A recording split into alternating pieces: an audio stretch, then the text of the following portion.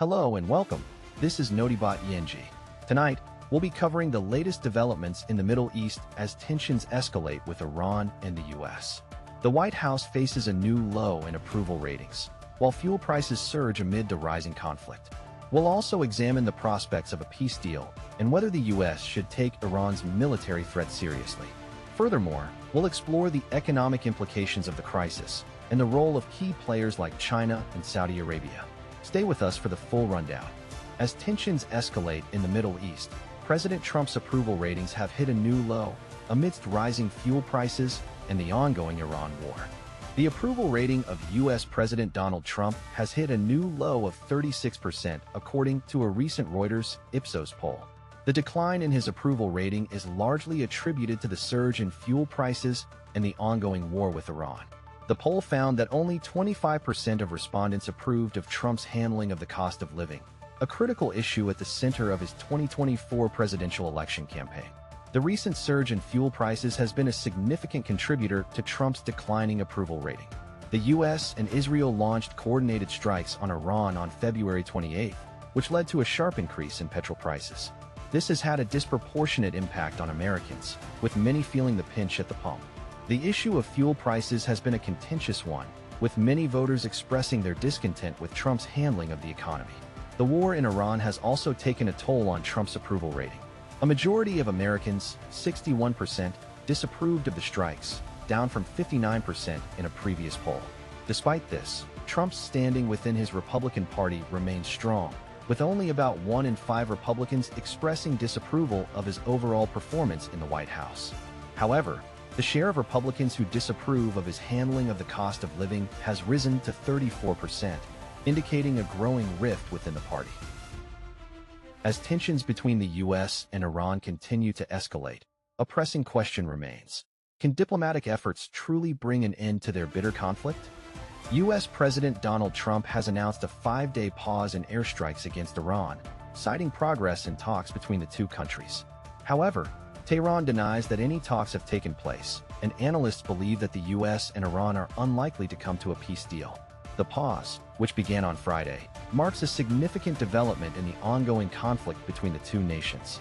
Trump made the announcement in the Oval Office, stating that the pause was a very nice thing done by Iran. According to Trump, the pause is a result of Iran's offer of a significant concession, which he described as a very big present, worth a tremendous amount of money. The exact nature of this concession is not clear, but analysts believe that it is likely related to Iran's energy assets. The U.S. has been focused on securing access to Iran's oil and gas resources, which are seen as a key factor in the country's economy. The pause in airstrikes has been welcomed by many in the international community, who see it as a step towards reducing tensions between the U.S. and Iran.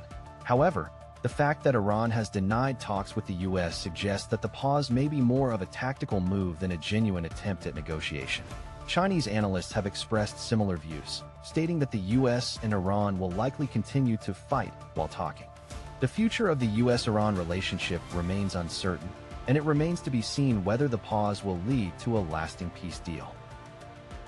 As tensions between the U.S. and Iran continue to escalate, a pressing question emerges: what should the holders of U.S. debt make of these threats? Iran has issued a statement declaring that all those holding U.S. Treasury bonds are now legitimate targets of violent reprisals. This declaration comes after a series of escalatory moves by Iran, including attacks on U.S. bases in the region, restrictions on traffic through the Strait of Hormuz, and threats to destroy critical infrastructure in Gulf nations. The attacks on U.S. bases in Cyprus and Israeli communities near secretive nuclear research sites are particularly noteworthy. These actions demonstrate a significant increase in aggression from Iran, which has seemingly caught many observers off guard. The White House has acknowledged that the situation has escalated beyond expectations. The implications of this declaration are serious. With a lack of clear off-ramps, the conflict could accelerate further in new and deadly ways.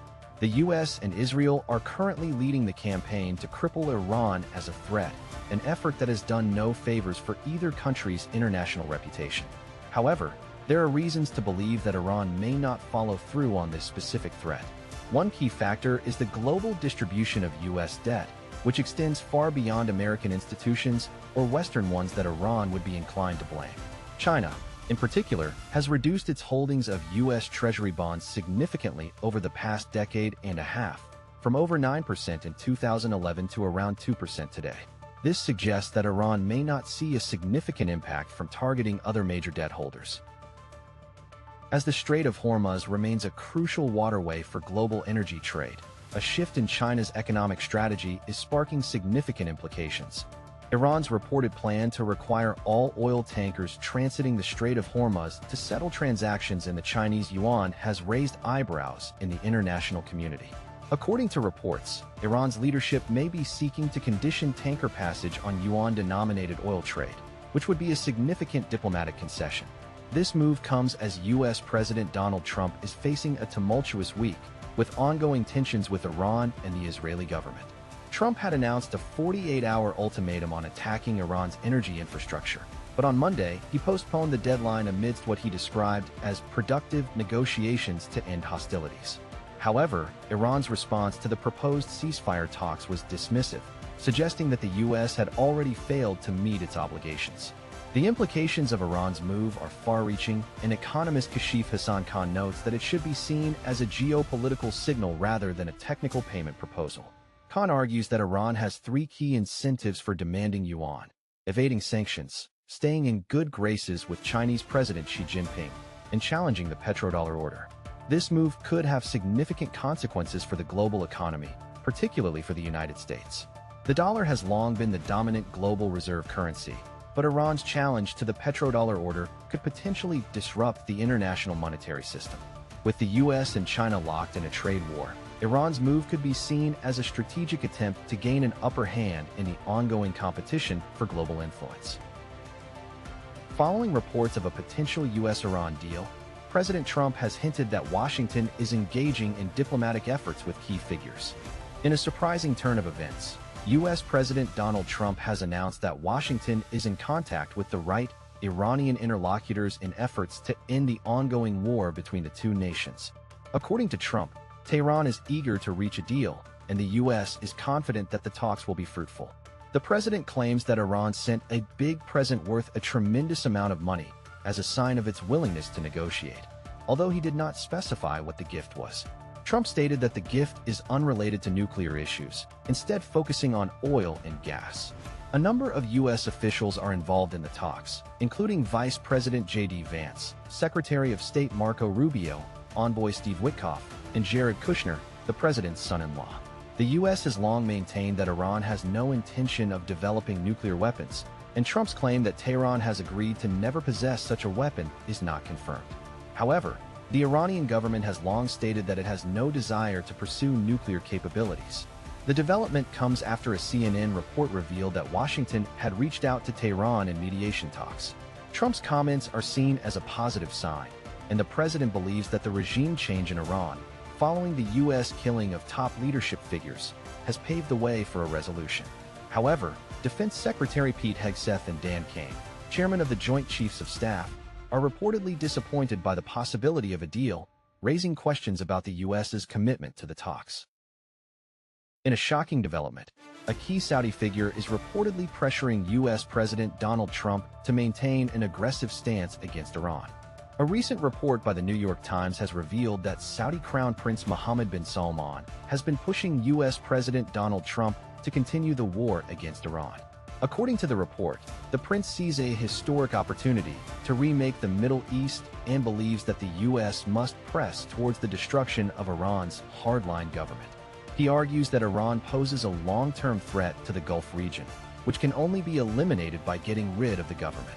The report, citing people briefed by American officials on the conversations, suggests that the prince's push for war is driven by a desire to secure Saudi Arabia's interests in the region. The Saudi government has rejected the idea that the prince is seeking to prolong the war, stating that the kingdom has always supported a peaceful resolution to the conflict. This development is significant, as the conflict between Iran and the U.S. has escalated since February, when a joint U.S.-Israeli attack killed over 1,300 people, including then Supreme Leader Ali Khamenei. Iran has since retaliated with drone and missile strikes targeting Israel and Gulf countries hosting U.S. military assets. The situation has raised concerns about the potential for further escalation and the impact on regional stability. The US and Saudi Arabia have a long-standing security alliance, and the prince's push for war has significant implications for US policy in the Middle East.